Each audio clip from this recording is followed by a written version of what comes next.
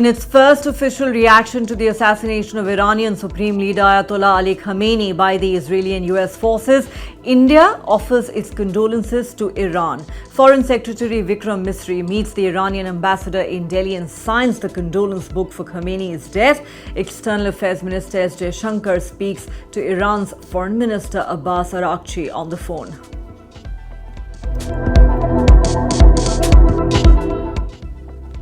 Israel and the United States war on Iran reaches India's maritime backyard. The US Navy torpedoes Iranian warship Iris Dana, killing at least 87 Iranian soldiers in the Indian Ocean off the coast of Sri Lanka. The warship had participated in a naval exercise in India on the invitation of the Indian Navy just weeks ago. Iran's foreign minister says, "Mark my words, the US will come to bitterly regret the precedent it has set."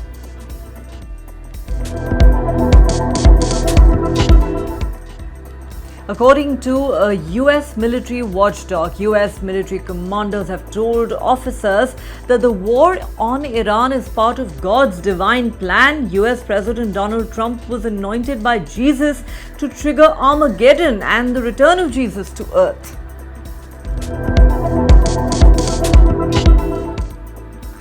As tensions across West Asia continue to escalate, an Iranian cleric calls for the shedding of the blood of US President Donald Trump and Israelis.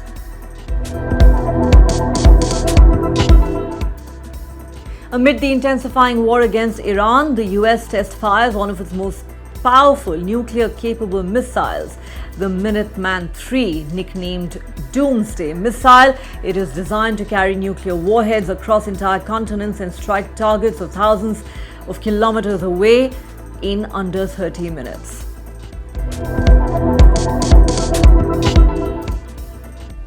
The US Court of International Trade orders the US government to refund billions of dollars in illegally collected tariffs by the Trump administration. Over $130 billion may have to be returned to importers with interest after the US Supreme Court struck down Trump's tariffs as unlawful.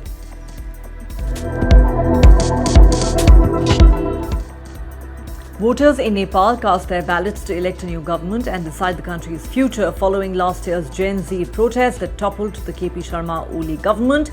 Corruption and unemployment topped the list of concerns among the people of Nepal.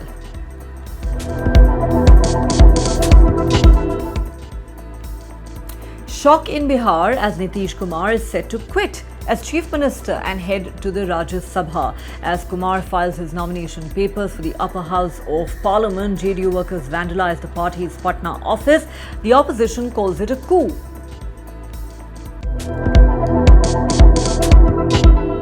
Hello and welcome to the Times of India. You're watching Headlines at 8 with me, Neha Khanna. Our top story.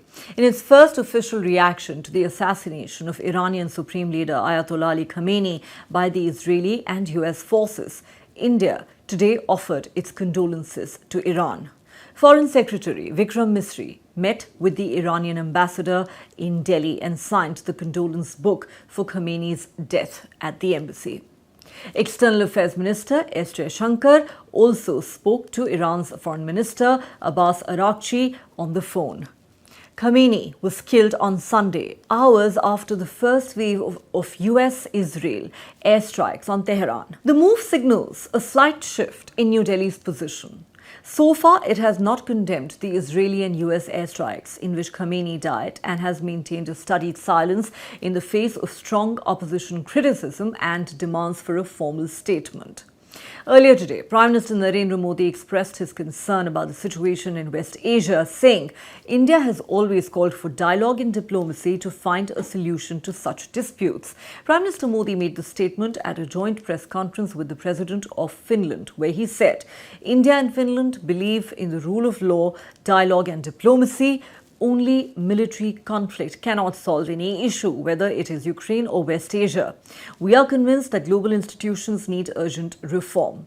The opposition has strongly condemned New Delhi's stand, pointing to India's long-standing ties with Iran. At one point, India used to purchase 13% of its oil from Iran and conducted significant trade, which dropped sharply after US sanctions on Iran following its withdrawal from the nuclear deal in 2018. Earlier this week, veteran Congress leader Sonia Gandhi had slammed the Modi government. When the targeted killing of a foreign leader draws no clear defense of sovereignty or international law from our country and impartiality is abandoned, it raises serious doubts about the direction and credibility of our foreign policy. That's what she wrote in an opinion piece. Sonia Gandhi went on to say, India has long invoked the ideal of Vasudhaiva Kutumbakam, the world is one family. That civilizational ethos is not a slogan for ceremonial diplomacy. It implies a commitment to justice, restraint and dialogue, even when doing so is inconvenient. At moments when the rules-based order is under visible strain, silence is abdication. That's what Sonia Gandhi had written. दोनों rule of law, dialogue और diplomacy में विश्वास रखते हैं। हम एकमत है कि केवल मिलिट्री कॉन्फ्लिक्ट से किसी भी मुद्दे का समाधान नहीं निकल सकता। यूक्रेन हो या पश्चिमी एशिया, हम संघर्ष की शीघ्र समाप्ति और शांति के हर प्रयास का समर्थन करते रहेंगे। हम इस बात पर भी सहमत हैं कि बढ़ते हुए ग्लोबल चैलेंजेस के समाधान के लिए ग्लोबल इंस्टीट्यूशंस का रिफॉर्म आवश्यक ही नहीं, अर्जेंट भी है। Israel and the United States war on Iran has reached India's maritime backyard. On Tuesday night, the US Navy torpedoed Iranian warship Iris Dana, killing at least 87 Iranian sailors in the Indian Ocean off the coast of Sri Lanka. The warship had participated in a naval exercise in Visakhapatnam in India on the invitation of the Indian Navy just weeks ago. Iran's Foreign Minister Abbas Araghchi wrote on X, and I quote, "The US has perpetrated an atrocity at sea, 2,000 miles away from Iran's shores. Frigate Dana, a guest of India's Navy carrying almost 130 sailors, was struck in international waters without warning. Mark my words, the US will come to bitterly regret the precedent it has set."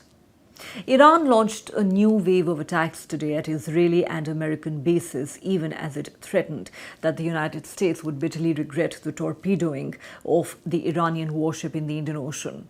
Iranian sailors who have survived the submarine strike are recovering at a hospital in the Sri Lankan port city of Galle. Search and rescue operations for an estimated 60 people on board who remain unaccounted for are continuing.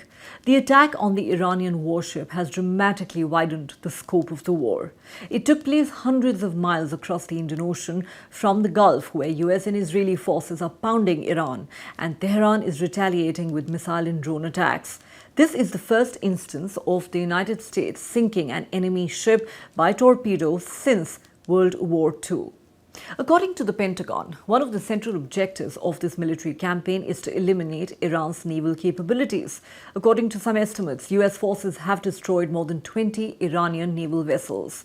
A Pentagon video claiming to have captured the attack shows the Iranian warship being hit by a huge explosion which blew apart the rear of the vessel, lifting it from the water and causing it to begin sinking from the stern.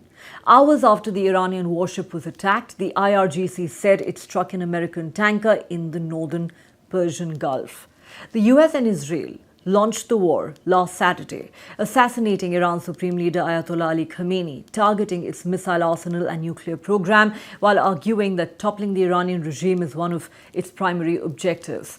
But the objectives and goalposts have been shifting repeatedly.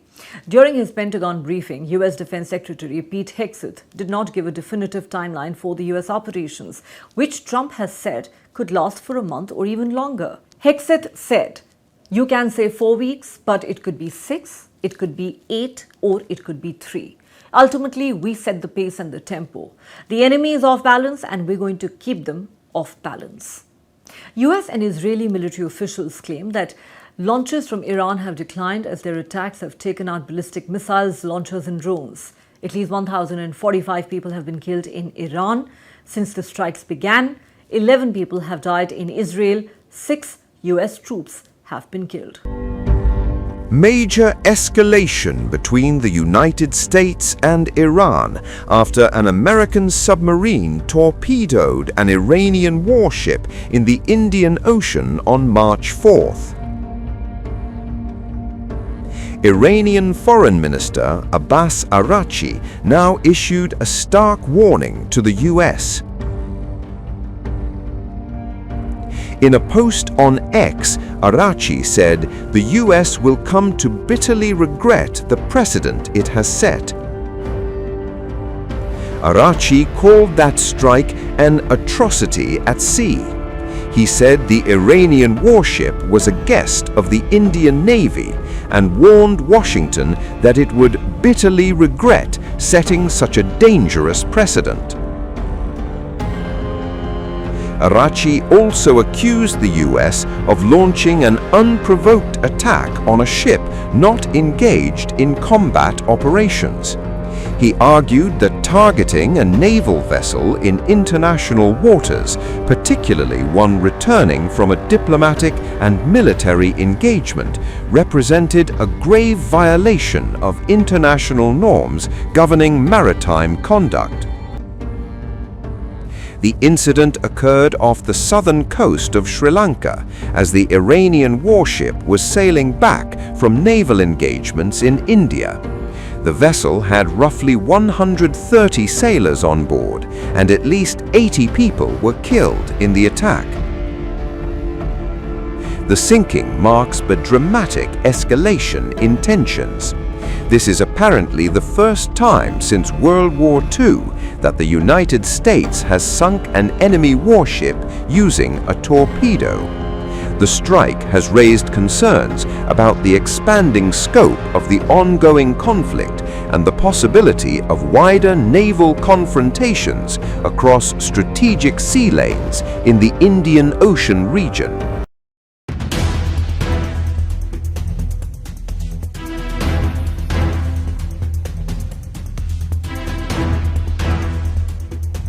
Iran cannot outlast us. We're going to ensure through violence of action and our offensive capabilities and our defensive capabilities, as I said, that we set the tone and the tempo of this fight. That's why stories and speculation about different things that try to make it look like we're limited in what we can do.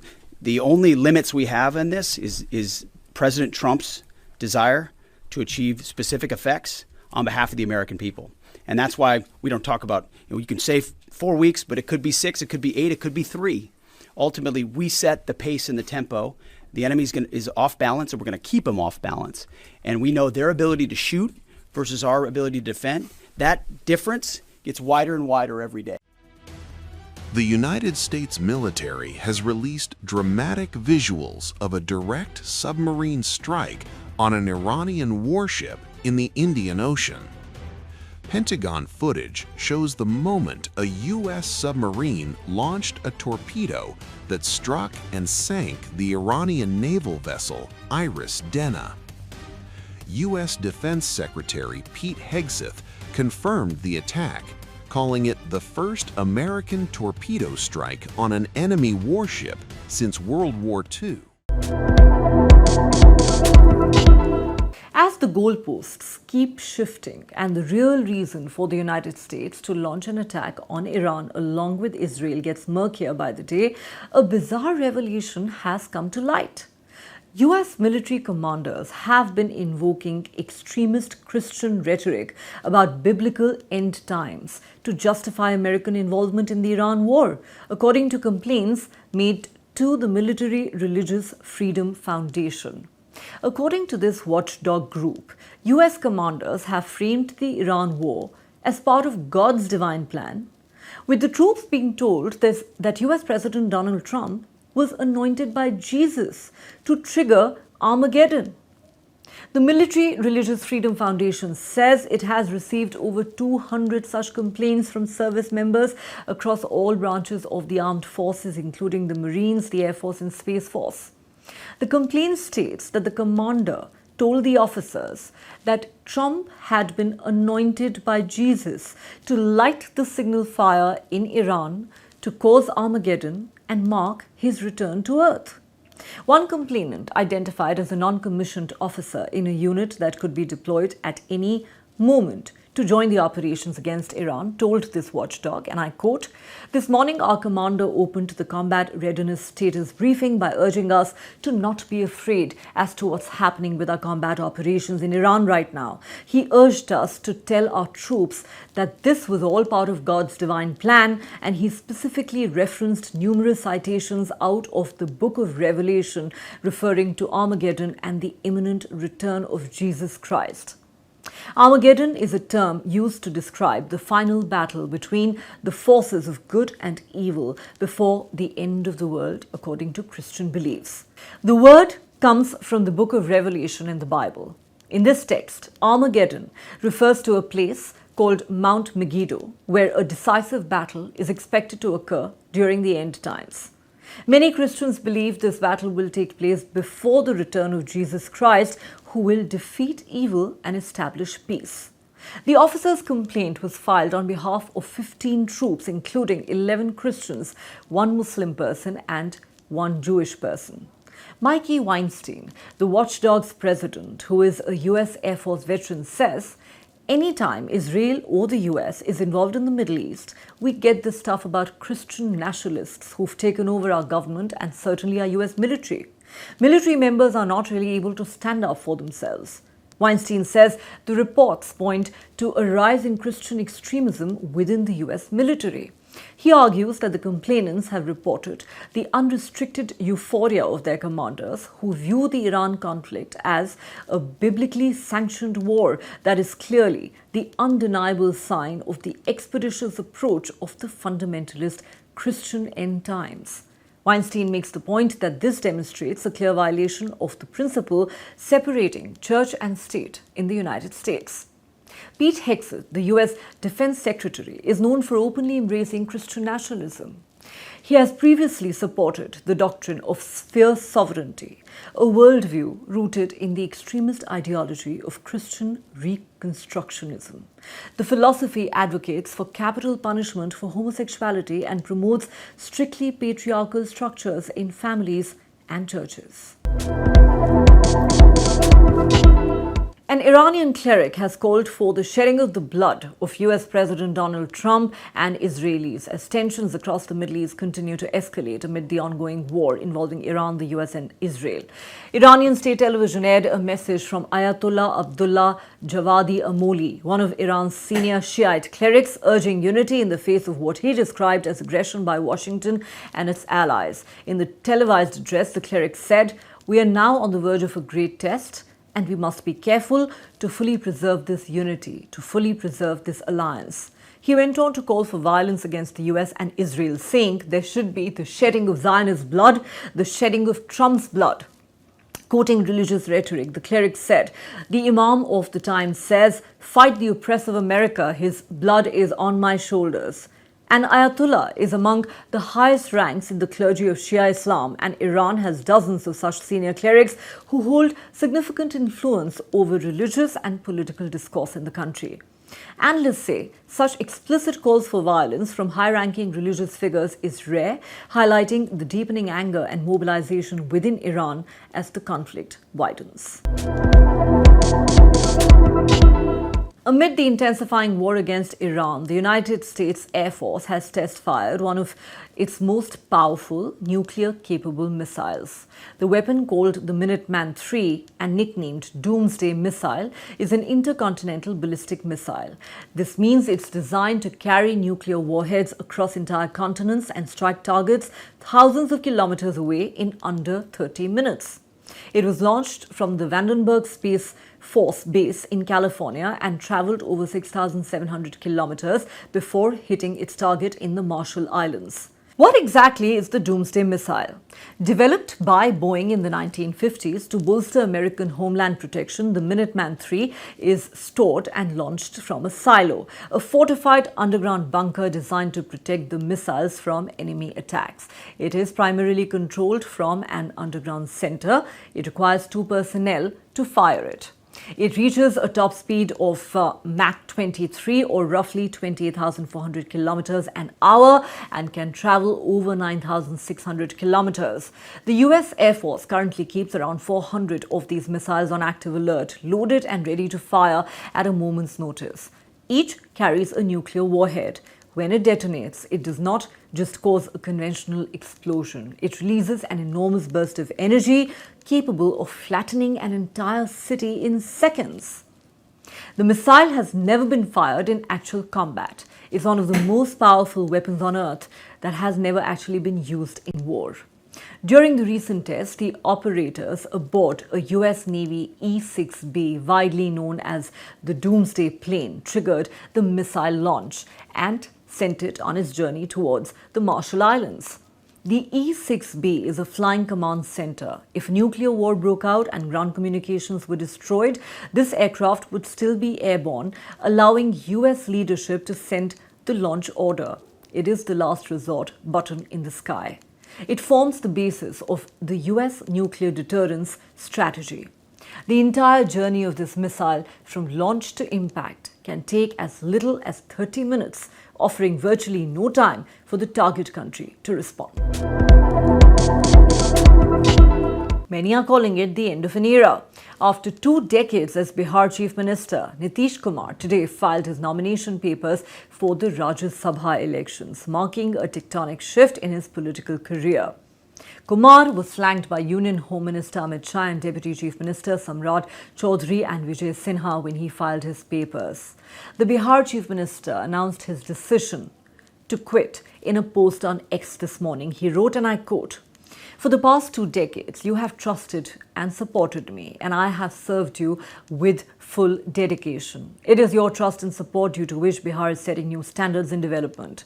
Since the beginning of my parliamentary career, I had a desire in my heart to become a member of both houses of state legislature as well as both houses of parliament. That's why I want to become a Rajya Sabha MP in the upcoming election. I assure you that my relationship with you will continue and I will keep working for a developed Bihar. The new government will enjoy my full support and guidance."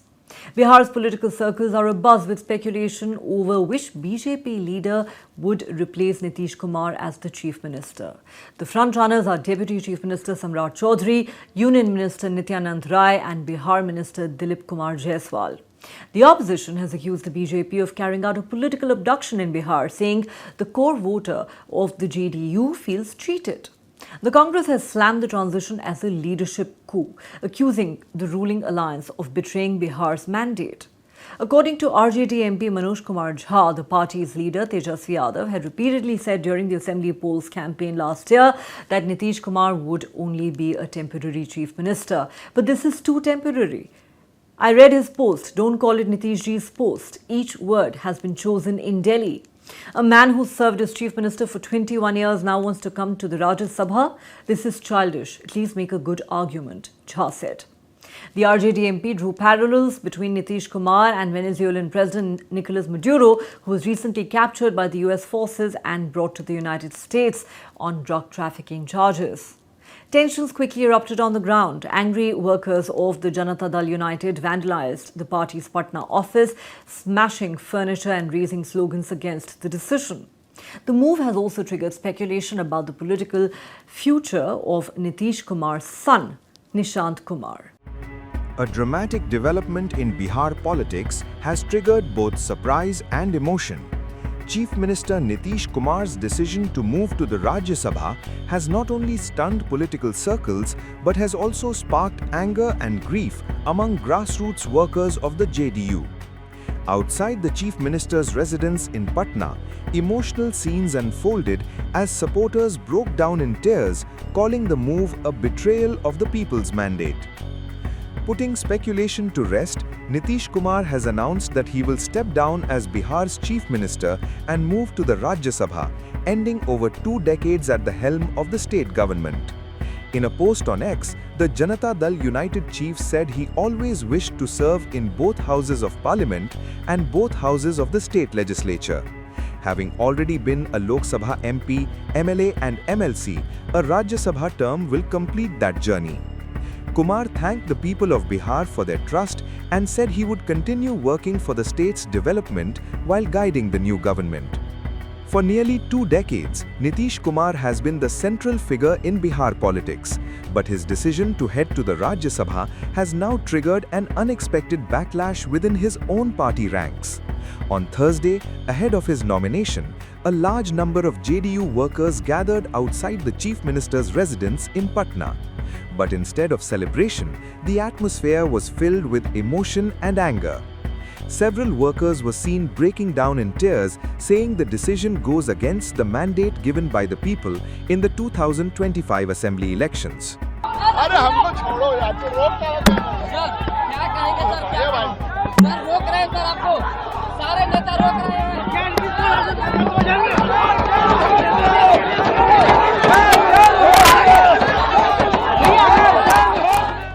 Party workers argue that voters, especially women and young people, supported the NDA in the 2025 assembly elections because they believed Nitish Kumar would continue to lead Bihar for the next 5 years. According to them, moving to the Rajya Sabha now amounts to disregarding the very mandate that brought the alliance back to power with a strong majority. Some protesters even called the move a betrayal of the public trust. Gandhi ji इसमें क्या दोष है? इसमें गांधी जी का कोई दोष नहीं है।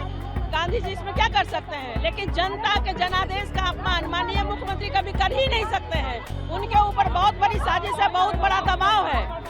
लेकिन नीतीश कुमार जी के ऊपर जो है बहुत बड़ा षड्यंत्र रचा जा रहा है। एक जो है विपक्ष के लोग कह रहा था कि सिंधे की तरह खेल होगा, अब वो सामने में आ रहा है। लेकिन मैं आपके चैनल के माध्यम से कह दूं, रोजे की हालत में मैं बोल रहा हूँ कि अगर कोई बिहार को कोई अगर संभाला है, अगर कोई भी एक जनता को अगर कोई जो सहायता देने का काम किया है तो वह नीतीश कुमार काम किया है।